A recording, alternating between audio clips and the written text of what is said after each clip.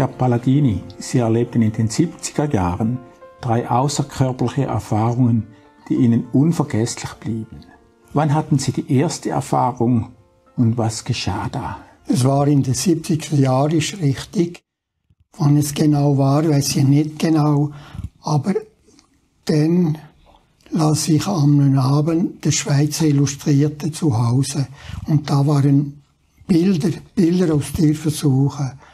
Die ersten Bilder waren weiße Kaninchen, eingeschlossen in ein Glas- oder Plexiglasfass, ein kleines Luftloch für die Atemluft. Und da wurde der ganze Tag brennende Zigarette eingesteckt. Das zweite Bild war eventuell eine Katze. Das dritte war ein Affe. Er war festgebunden auf einem Stuhl. Ein kleiner Kasten auf seinem Kopf und von da gingen viele Drähte hinweg. Darunter stand geschrieben: Per Knopfdruck lacht der Affe, per Knopfdruck weint der Affe. Als viertes Bild war eine größere Kasten und oben darauf ein rundes Loch. Und da schaut ein Hundekopf heraus. Der Hund war so lieblich, er schien mir so rufen: Mensch, Mensch, warum tust du solches, warum? Darunter stand geschrieben: Schrei so laut du kannst, hier hört dich niemand. Da wurde sehr wütend und sage: Da irrt euch Narren, dort oben, ich meinte, dort oben im Himmel, da wird jedes Geschrei gehört. Und somit ich das sagte, wollte ich sie auch verfluchen, diese Leute, Professor, Doktor, Forscher, die soll tun. Aber dann war wie jemand neben mir, etwa 2 Meter Entfernung stand und sagte: Nein, nein, du darfst nicht verfluchen, weil es kommt alles zurück. Das wurde mir so unheimlich. Dann wusste nicht, was passiert. Vielleicht noch einmal zur Klarstellung. Diese Person, die Sie neben sich sahen, was war das? Ich sah keine Person. Ich hörte noch eine Stimme. Ja. Und dann habe ich das Fluchen nichts gemacht. Einfach habe ich losgelassen. In jener Nacht habe ich ein wunderbares Erlebnis. Ich durfte aus dem Körper heraus, ich war am Bettende und schwebte hin und her, etwa 20 Zentimeter über dem Boden. Ich blieb plötzlich still mitten dem Bett. Da sah ich meine Frau schlafen. Ich hörte sein Atem. Er war ganz ruhig, natürlich. Da sah ich plötzlich meinen Körper dort. Und dort hörte ich keinen Schnauf. Dann dachte ich: was ist denn das? Ist das der Tod? Und plötzlich hörte ich wieder die Stimme. Sie war ein bisschen weiter oben und sie sagte: Du brauchst keine Angst zu haben. Du kannst jederzeit wieder hinein in diesem Körper. Dann dachte ich: da bin ich nicht tot. Ich bin jetzt ein Geist und wusste aus Büchern, Geister können durch verschlossene Türen hindurch, geschlossene Wände, und dachte, ich gehe zu den Nachbarn, schauen, was sie machen. Aber dann, die Nachbarn, die schlafen ja, wie jede andere auch. Ich gehe in die Stadt, im Kursaal, da werde ich wohl Menschen treffen. Aber stattdessen war ich am Sausen, am Gleiten durch das Weltall. Ich war gemütlich sitzen, wie in einem Fernsehsessel. Die Hände hängten neben dem Körper. Meine erste Bewegung war zu spüren, diese Stuhl, diese Sessel, wo mich vorantrieb. Aber ich spürte nicht, ich spürte meinen Körper, wie man hier auch würde tun. Dann tat ich meine Hände auf dem Knie, schaute links, vorne, oben, rechts, unten. Ich erhoffte mir, einen Planet oder einen Mond zu sehen, aber ich sah nichts anderes als wunderbare Sterne, ein Sternenhimmel, wie man auch hier kennt. Dann ging es so weiter und dann plötzlich dachte ich, das ist doch kalt im Weltall. Und probiere mich zu bewegen und spürte, es war mir so wohl, eine Wohle, dass ich niemals in meinem eigenen menschlichen Körper erlebt hatte. Es war nicht zu kalt, nicht zu warm. Und dann plötzlich es war, wie ich auch eine festgezogene Zwangsjacke befreit wurde. Wow, jetzt kann ich schnaufen, jetzt kann ich atmen. Und dann ging ich weiter. Plötzlich sah ich ganz weit weg, links von mir, ein Stein auf mir gegenzukommen, auf eine andere Bahn. Und das ging sehr schnell. Aber sobald wir ganz nach waren, gingen wir sehr, sehr langsam aneinander vorbei. Und dann wieder schnell weg. Dieser Stein war etwa so groß wie ein Pferderumpf und aussah wie eine abgerundete Kartoffel. Er hatte auch die Farbe von einer Kartoffel. Dann ging es weiter. War das vielleicht ein Asteroid? Es ist schon möglich, dass er ein Asteroid war, ja. So ungefähr. Ja. Und dann ging es weiter und dachte noch, ich könnte stundenlang, vielleicht tagelang hier sein. Und wenn ich zurückkehre im Körper, dann sind noch ein paar Minuten vergangen. Und nachdem dachte ich wieder, wo gehe ich hin? Was bedeutet das? Und da sah ich eine große Wolke, weit weg rechts, aber ich war schnell dort. Und wenn ich dort war, löste sie diese Wolke auf. Und da kam eine Insel empor, wie wir auch hier kennen auf der Erde, im Meer. Und plötzlich wurde hell auf dieser Insel. Sie war etwa so groß wie ein Fußballfeld. Darunter am Rande lag Sand. Mit drin war eine wunderbare Wiese mit Blumen und Gräser. Und oben, leicht steigend, oben waren allerlei Fruchtbäume. Auf dem Sand am Rand lag ein Baumstamm. Er war etwa 5 Meter lang, 1,5 Meter hoch. Und von da aus kamen 2 Menschen heraus. Sie waren nackt. Dann gingen sie einen Weg hinauf, ein gestampfter Weg im Gras hinauf der Fruchtbäume. Und wenn sie Frucht pflückten, der eine Banane, der andere Trauben, da sah ich ein scharfer Vogel herabkommen. Es waren Raben. Die Vogel gingen auf die Menschen los und pickten ihn auf den Schulter und am Rücken. Die Menschen fliehen herunter. Sie trugen die Früchte fliehen runter bis zum Baumstamm. Sie gingen hinein. Und die Vögel, eine stand links, eine stand rechts, wie als Bewacher. Die anderen verteilten sich wieder auf die Äste oben auf dem Hügel. Und dann sah ich diese 2 Menschen ihre Früchte essen. Und plötzlich wach ich in sie hinein und spürte ihre Schmerzen am Rücken. Es war wie Brennwunde, es schmerzte sehr. Dann kam langsam wieder Abend.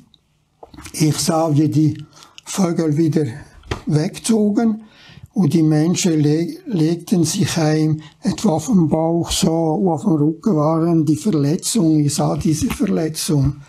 Dann, am nächsten Tag, wurde wieder hell. Die Menschen kamen heraus, gingen wieder hinauf und siehe da, ihre Rücken war geheilt. Es schmerzte nicht mehr. Man sah nicht mehr von Wunden. Oben angelangt, pflückten wieder Früchte. Und sobald sie pflückten, kamen wieder die Vögel und pickten auf diese Menschen hinein. Und sie kamen wieder ab, suchten wieder Schutz, ihren Baumstamm. Und dann war wieder dasselbe. Und dann frage ich mich, was hat das für eine Bedeutung? Da rief ganz laut, was haben diese Menschen getan, dass sie sowas erdulden müssen? Und da kam plötzlich neben mir, wie aus dem Nichts, ein Mann. Er war ein alter Mann, aber mit schönen weißen Haaren und Bart. Er sah jung aus. Er trug auf seine Arme ein Buch, ein großes Buch. Und seine Augen schauten noch in dieses Buch, auch wenn er redete. Er sagte zu mir, diese Leute haben den Tieren Unwürdiges angetan. Wehe diejenigen, die den Menschen so was antun. Dann dachte ich, aha, sie haben Vivisektion und Tierversuche gemacht.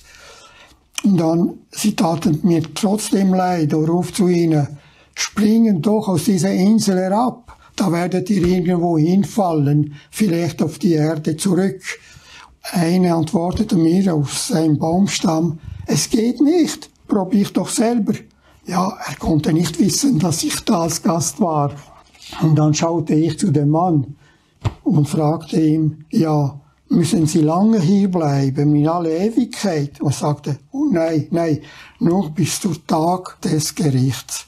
Und dann, wenn er das sagte, war ich wieder in meinem Körper auf dem Bett, sitzend, und wiederholte da, aha, bis zum Tag des Gerichts, doch nicht ewig.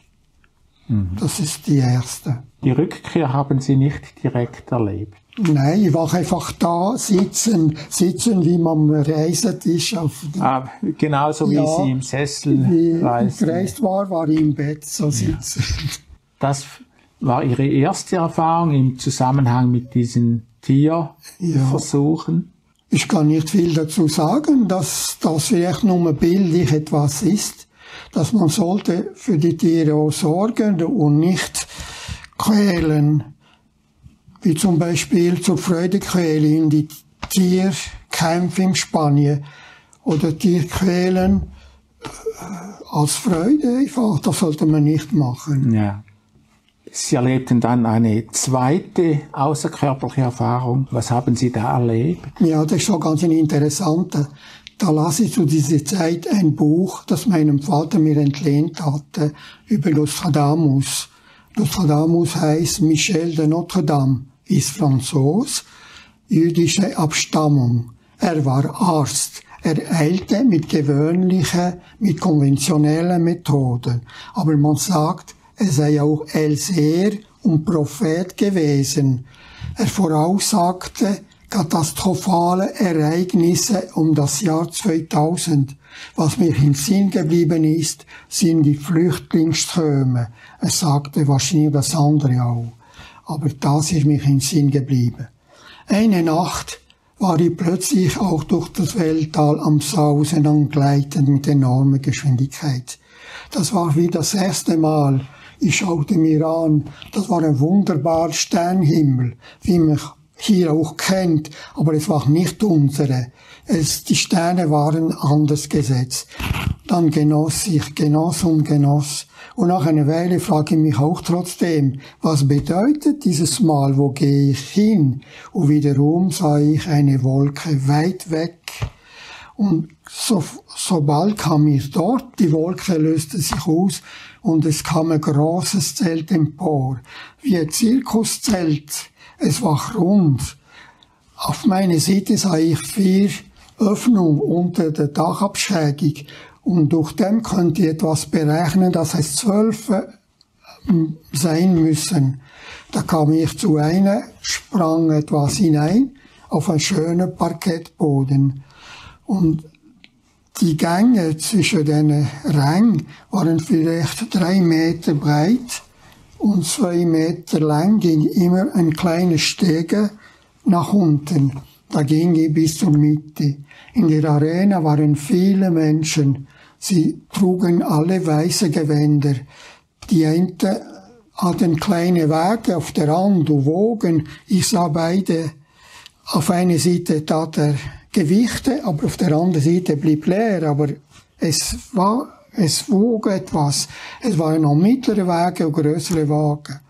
Und sie riefen Namen und Zahlen, das ich nicht so ganz verstand. Und ich sah an den Zuschauerplätzen, da waren alle besetzt. Schöne Sessel mit vordran Tisch, einfach Bank, wie auf einer Hochschule. Und jeder hatte ein Buch vor sich.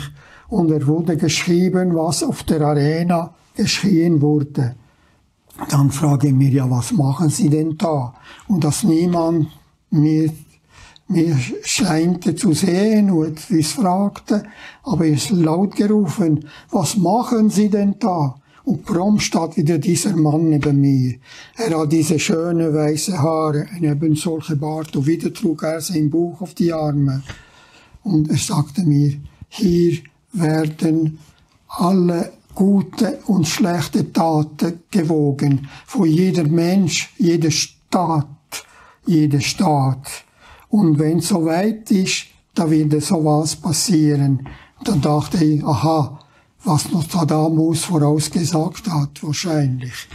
Und dann schaute etwas zu und wusste nicht, was fragen. Und dennoch frage ich nochmal, wie kommt das? Kommt das über Nacht? Oder? Er sagte, nein, die Menschen werden gewarnt. Da wird Gottes Zornbecher ausgeleert. Und dann dachte ich, aha, sie werden gewarnt. Gottes Zornbecher ist nicht zu vergleichen mit Zornschale. Die Zornschale ist das Ende dieser Geschlecht. Das geht viel kaputt. Diese Zornschale ist vielleicht wie jetzt, vielleicht. Muss nicht sein. Pandemie, Krieg, Hungersnot und viele Flüchtlinge. Und wenn er das gesagt hatte, er wiederholte das. Aha, die Menschen werden gewahrt. Und wenn ich das wiederholte, war ich wieder in meinem Bett, sitzend und hellwach, wie das erste Mal. Was erlebten Sie bei der dritten Erfahrung? Die dritte Erfahrung war etwas ganz anderes. Die dritte Erfahrung stand ich plötzlich aus dem Körper, schwebte zwischen Himmel und Weltall und sah unsere Planet Erde. Sie war so schön, wie Astronauten und Kosmonauten sehen können. Europa war im Dunkel, aber im Atlantischen Meer sah ich noch hell, da war noch die Sonne natürlich vom Westen her. Dann bekam ich Angst und habe laut gerufen, ich falle runter. Und zack, hier mitten am Bauch bekam ich einen Stromstoß, wie ein Blitz war. Sehr kurz, aber sehr schmerzhaft. Und jetzt war ich wieder wach. Jetzt wusste ich, so was habe ich schon erlebt, dieser Zustand. Und da sah ich auf meine Linke ein großes Raumschiff, einfach von der Russen so eine Raumstation. Es sah aus wie ein Zylinder, aber vor dran war eine Kugel angebracht. Auf diese Kugel war eine Tür für draußen und innen und gegen mir ein rundes Fenster. Aus der runden Fenster sah ich ein Menschengesicht. Er schaute mir an, lachte mir an und dann sagte ich, nein, er kann mich doch nicht sehen, nein. Und in diesem Moment sah ich rechts ein Modul hinaufkommen. Dieses Modul kam sehr schnell und dachte, er muss abbremsen, so wie ankoppeln. Aber wenn er vor mir gleitete, rutschte ich nach rechts so etwas runter und stoppte er. Er war daneben auf einer anderen Bahn.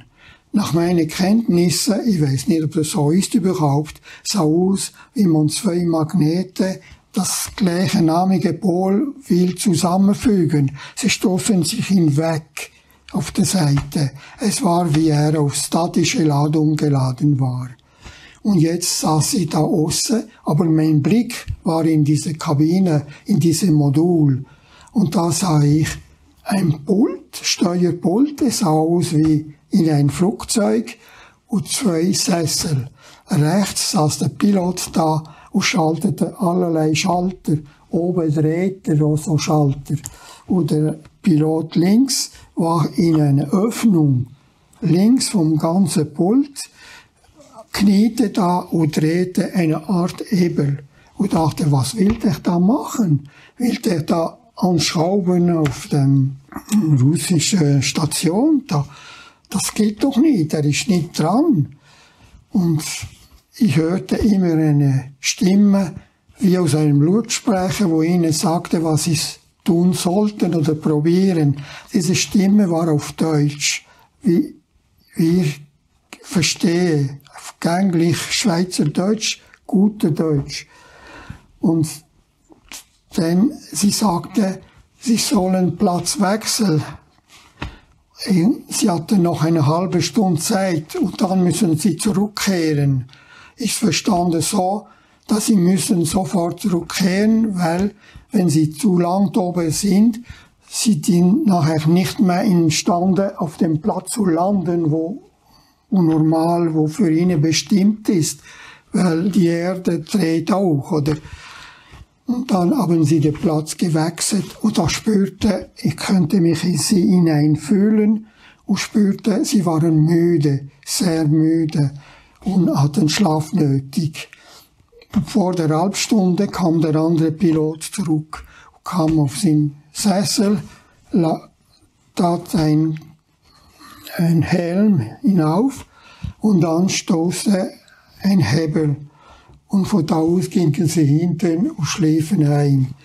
Ich war wieder draußen und sah eine Flamme aus der Düse kommen, wie dieser Modul zur Erde wieder zurückging. Und dann war ich auch weg. Am nächsten Tag, am Morgen, beim Morgenessen, kam mich in den Sinn, hey, ich habe wieder das erlebt. Aber was? Da konnte mich nichts mehr erinnern. Und dann sagte die Nachrichten, die Ankoppelungsmanöver von der russischen Raumsphäre mit Station ist gescheitert. Sie sind auf dem Rückweg zur Erde. Und dann wurde mich kalt über dem Rücken. Ich war dort oben, ich habe das gesehen. Also Sie haben die gescheiterte Ankuppelung erlebt, direkt gesehen. Ja, ich habe nachgesucht und die Russen haben 3-mal gescheitert, so Ankuppelungsmanöver. Aber ich weiß nicht genau welche. Es war einfach in den 70er Jahren auch. Ja. Und was interessant ist, in diesem Zustand gibt es keine Sprachgrenze. Wenn Sie Russisch reden und so, empfängt man die Gedanken und es bei uns gleich in dieser Sprache, wie wir es verstehen. Herr Palladini, was sind Ihre wichtigsten Erkenntnisse, die Sie aus diesen Erfahrungen gewonnen haben? Es freut mich sehr, euch eine Botschaft überbringen zu dürfen über unsere Geistkörper. Ich möchte danken, dass ich hier auftreten darf. Warum sowas? Ich habe verschiedene Erlebnisse. Es wurde mir erlaubt, diese Körper zu verlassen. Ich war unterwegs im Weltraum mit enormer Geschwindigkeit. Aus was besteht dieser Körper, das sowas kann? Etwa Materie, die wir kennen? Nein, nicht möglich. Etwas aus Atomen. Atomen wäre möglich, aber ist es nicht, weil Atome ist bereits Materie, die wir kennen. Um das zu erklären, nehmen wir die Wissenschaft. Die Wissenschaft sagt, Sand, das Meer, Wasser, die Sonne, alles besteht aus Atomen. Der Mensch ist auch ein Atomwesen. Was? Ich Atom? Nein. Ja, liebe Leute, auch wir sind Atomwesen. Unser kleinster Fingernagel, wie die anderen auch, bestehen aus Atomen. Eine bestimmte Atomform, eine bestimmte Atomart, die diese Fingernagel hervorbringen. Und Atom, ob im Urangestein, das man reinigt, präpariert, und was entsteht? Little Boy, Hiroshima, eine Bombe mit ungeheurer Sprengkraft. Atom, ob in diese Bombe, in diese Urangestein oder in unsere Fingernägel, Atom ist Energie. Dieser Körper besteht aus Energie. Energie geht in viele Formen. Gibt's Kohlenstoff, Gas, Öl, Wasserkraft, Windkraftenergie, Atomenergie, Wasserstoff, Sonnenenergie, Windenergie. Das ist eine Energie in uns, das wir nicht verstehen. Aber dieser Körper besteht aus Energie. Und wenn wir sterben, kommt er heraus. Und da bin ich. Ein Spiegelbild, ein Nebenbild, ein genaues Duplikat aus meinem materiellen Körper.